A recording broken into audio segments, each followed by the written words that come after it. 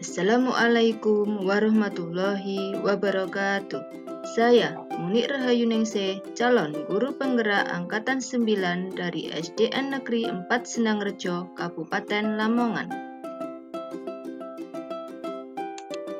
Dengan fasilitator Ibu Erna Andriani dan pengajar praktek Ibu Kuning. Video ini berisi koneksi antar materi modul 1.4 tentang budaya positif. Berikut kesimpulan mengenai peran siswa dalam menciptakan budaya positif di sekolah. Seorang guru yang baik harus memiliki kemampuan dalam mewujudkan budaya positif di sekolah. Budaya positif tersebut dapat dijalankan dengan menerapkan konsep-konsep inti seperti disiplin positif, memahami motivasi perilaku manusia berkaitan dengan hukuman dan penghargaan, posisi kontrol seorang guru, pembuatan keyakinan kelas, dan penerapan segitiga restitusi dalam penyelesaian masalah. Yang pertama, disiplin positif. Disiplin positif merupakan suatu cara penerapan disiplin yang mengajarkan anak bertanggung jawab dan menumbuhkan kesadaran diri berdasarkan nilai-nilai kebajikan. Disiplin positif lebih ke arah disiplin diri yang dapat mengontrol diri dalam melakukan segala tindakan. Disiplin diri dapat membuat murid memahami dan menyadari berdasarkan motivasi internal, bukan akibat paksaan, pujian, atau hukuman. Yang kedua, guru harus memahami motivasi perilaku manusia. Terdapat 3 motivasi perilaku manusia, diantaranya 1. Untuk menghindari ketidaknyamanan atau hukuman. Kedua, untuk mendapatkan imbalan atau penghargaan dari orang lain. Dan yang ketiga, untuk menjadi orang yang mereka inginkan dan menghargai diri sendiri dengan nilai-nilai yang mereka percaya. Saat guru memahami ketiga motivasi perilaku manusia, maka guru dapat memilah motivasi perilaku apa yang terdapat pada diri murid. Jika murid memiliki motivasi perilaku untuk menghindari ketidaknyamanan atau hukuman, dan untuk mendapatkan imbalan atau penghargaan dari orang lain, maka motivasi pada diri anak masih berasal dari motivasi eksternal. Sehingga guru berupaya untuk menumbuhkan motivasi internal dari diri siswa untuk menjadi orang yang mereka inginkan dan menghargai diri sendiri dengan nilai-nilai yang mereka percaya. Sebaiknya hindari hukuman dan pemberian penghargaan berlebihan agar meminimalisir motivasi eksternal dalam diri murid. Yang ketiga, posisi kontrol seorang guru. Terdapat 5 posisi kontrol seorang guru, yaitu 1. Penghukum. Seorang penghukum bisa menggunakan hukuman fisik maupun verbal. Yang kedua, membuat orang merasa bersalah. Pada posisi ini, biasanya guru akan bersuara lebih lembut. Yang ketiga, teman. Guru pada posisi ini tidak akan menyakiti murid, namun akan tetap berupaya mengontrol murid melalui persuasi. Keempat, pemantau. Guru mengawasi perilaku murid. Dan yang kelima adalah manajer.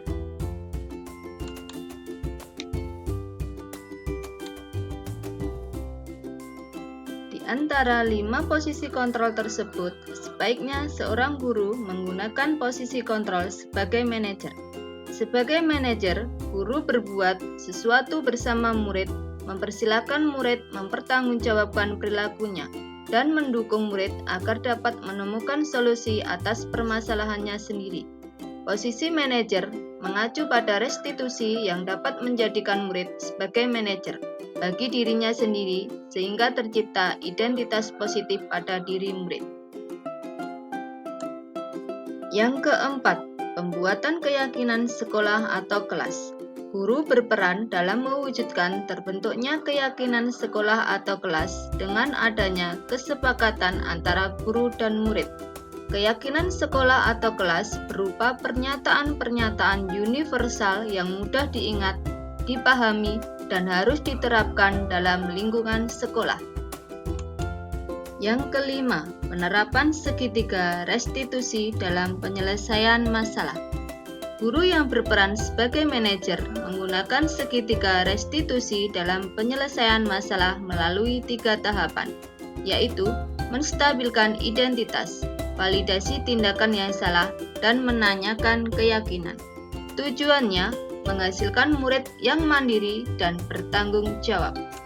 Keterkaitan antara budaya positif dengan 3 materi sebelumnya, yaitu dengan menjalankan budaya positif di sekolah, maka akan mempermudah dalam tercapainya tujuan pendidikan nasional sesuai dengan filosofi Ki Hajar Dewantara, yaitu pendidikan yang berpihak pada murid dan bersifat menuntun tumbuh atau hidupnya kekuatan kodrat yang ada pada murid. Budaya positif dapat terwujud jika seorang guru memiliki 5 nilai guru penggerak, diantaranya berpihak pada murid, mandiri, reflektif, kolaboratif, dan inovatif. Budaya positif dapat terwujud dengan mendorong kolaborasi antara semua warga sekolah dengan adanya keyakinan sekolah yang disepakati dan dijalankan bersama. Salah satu perubahan yang diinginkan sesuai dengan visi guru penggerak adalah terbentuknya budaya positif agar diperoleh sekolah yang nyaman, aman, dan berpihak pada murid. Untuk mewujudkan visi guru penggerak tersebut dengan pembuatan prakarsa perubahan sesuai filosofi Ki Hajar Dewantara dan profil belajar Pancasila. Refleksi. Sejauh mana pemahaman Anda tentang konsep-konsep inti yang telah Anda pelajari modul ini? Adakah hal-hal menarik untuk Anda di luar dugaan? Saya sudah memahami konsep-konsep inti dalam modul budaya positif berkaitan dengan disiplin positif, teori kontrol, teori motivasi, hukuman, dan penghargaan, posisi kontrol guru, kebutuhan dasar manusia, keyakinan kelas, dan segitiga restitusi. Seluruh konsep inti tersebut harus diresapi dalam diri, diwujudkan dalam tindakan, dan dibagikan pada rekan guru di sekolah. Hal yang menarik bagi saya dan di luar dugaan adalah saat saya mempelajari motivasi perilaku manusia berupa penghargaan. Ternyata, penghargaan dapat berdampak kurang baik bagi murid, diantaranya dapat merusak hubungan, mengurangi ketepatan, menurunkan kualitas, mematikan kreativitas, dan bersikap menghukum.